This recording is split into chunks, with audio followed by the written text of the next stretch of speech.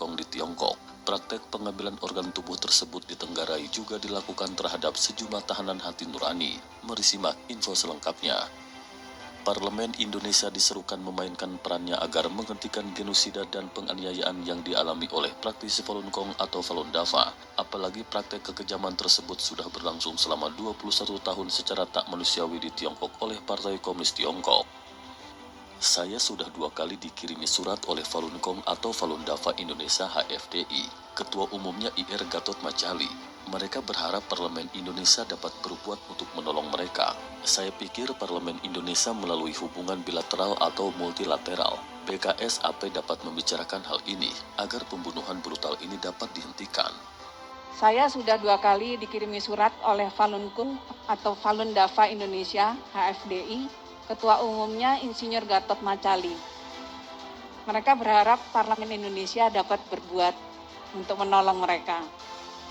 Saya pikir Parlemen Indonesia melalui hubungan bilateral atau multilateral, BKSAP dapat membicarakan hal ini agar pembunuhan brutal ini dapat dihentikan.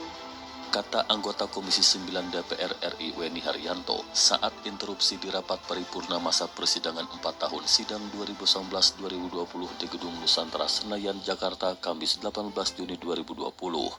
Rapat saat itu dipimpin oleh Wakil Ketua DPR RI Aji Samsudin yang didampingi oleh Ketua DPR RI Puan Maharani dan Wakil Ketua DPR RI Rahmat Gobel. Rapat itu dihadiri oleh anggota DPR RI secara fisik dan virtual yang disiarkan secara live oleh TV Parlemen.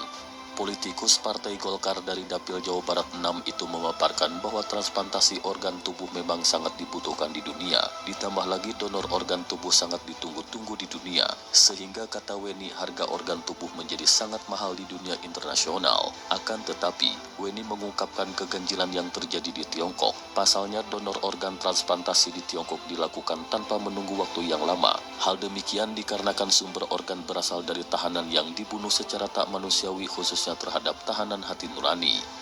Di Tiongkok masa tunggunya hanya sekitar sampai 2 atau 4 minggu saja. Mengapa begitu cepat? Karena 90% sumber transplantasi organ di Tiongkok berasal dari tahanan yang dibunuh secara tak manusiawi. Sumber utama suplai organ dari tahanan-tahanan yang terdiri praktisi Falun Gong atau Falun Dafa, yaitu orang-orang yang berlatih spiritual yang jumlahnya ratusan juta di seluruh dunia, yang ditangkapi karena jumlahnya mengancam Partai Komunis Tiongkok. Ujarnya. Weni menambahkan, tak hanya terhadap praktisi Falun Gong, praktek transplantasi tersebut juga dilakukan terhadap minoritas Muslim Uighur, Buddha Tibet, dan penganut Kristen rumahan.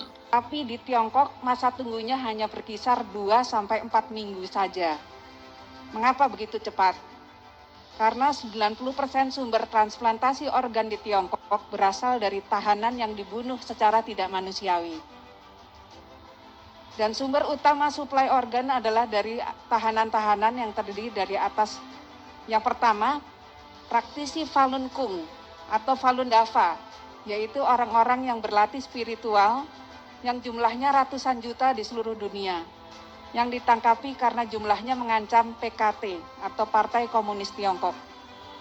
Kemudian yang kedua, golongan minoritas Uighur. Yang ketiga, orang Tibet. Yang keempat, penganut gereja Kristen rumahan. Praktek tersebut dilakukan di bawah kekuasaan otoriter Partai Komunis Tiongkok yang berlangsung selama lebih dari 70 tahun, ditambah dengan kondisi negara yang sedang tidak berperang. Rezim PKT sudah menyebabkan 80 juta kematian rakyat secara tidak wajar, khususnya selama 21 tahun terakhir penganiayaan genosida terhadap Falun Gong atau Falun Dafa di mana ribuan praktisinya telah dianiaya hingga meninggal dunia ratusan ribu. Ujarnya.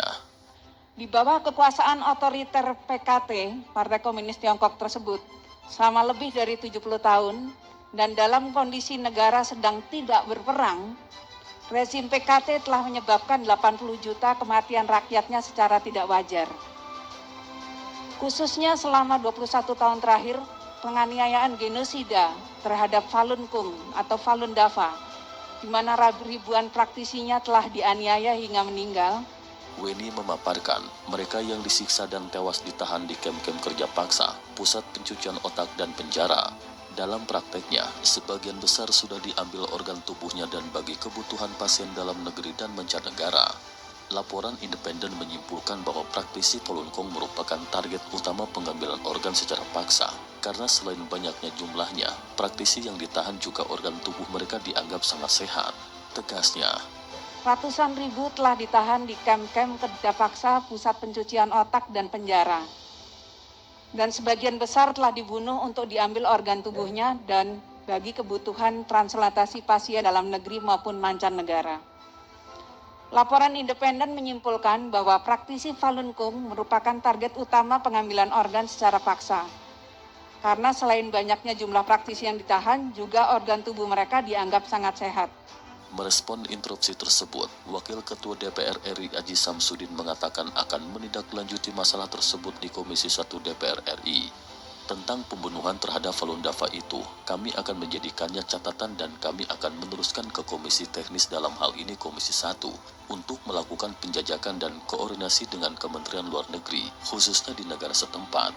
Adapun mengenai Bu Weni tentang berkaitan dengan Falun Dafa pembunuhan daripada PKT Falun Dom itu, kami akan menjadi catatan dan kami akan teruskan kepada Komisi Teknis dalam hal ini Komisi 1 untuk melakukan penjajakan dan koordinasi dengan Kementerian Luar Negeri khususnya di negara setempat. Bapak Ibu sekalian. Melansir dari situs id.falundafa.org, Falun Gong atau Falun Dafa adalah metode latihan yang berlandaskan prinsip sejati baik sabar. Latihan ini juga disertai metode pengolahan jiwa dan raga, melalui olahraga disertai dengan 5 perangkat latihan termasuk meditasi. Sedangkan melalui olah jiwa berlandaskan pada prinsip sejati baik sabar. Selama puluhan tahun sejak Falun Dafa diperkenalkan ke masyarakat secara luas sejak pertama kali pada tahun 92, kini telah menunjukkan manfaat bagi jiwa dan raga bagi yang berlatih Falun Dafa. Mereka yang berlatih mendapatkan banyak manfaat mulai dari kesehatan secara jiwa dan raga serta penerapan prinsip sejati baik sabar dalam keseharian mereka.